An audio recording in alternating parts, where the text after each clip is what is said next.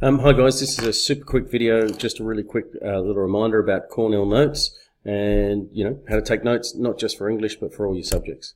Most of you think that that's the best way to go, but most of you don't actually go home and then write down what you've taken a photo of. So let's have a look at what it is.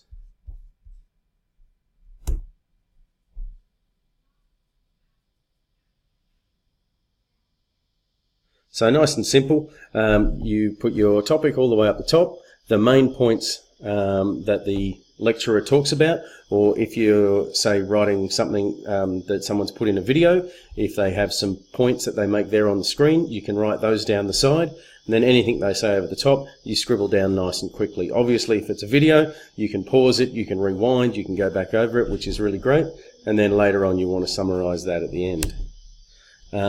There's a few hints and tips, about how to be a bit more specific with it, but that just depends on, how neat you want to be.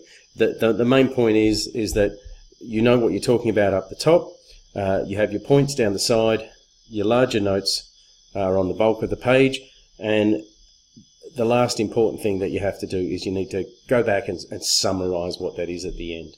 Okay, now, these points are really good for English because you make your point here, about a theme or a character, and then on this side you write down the quotes, the evidence, and that kind of stuff. It's really simple to go through when you're trying to do an essay.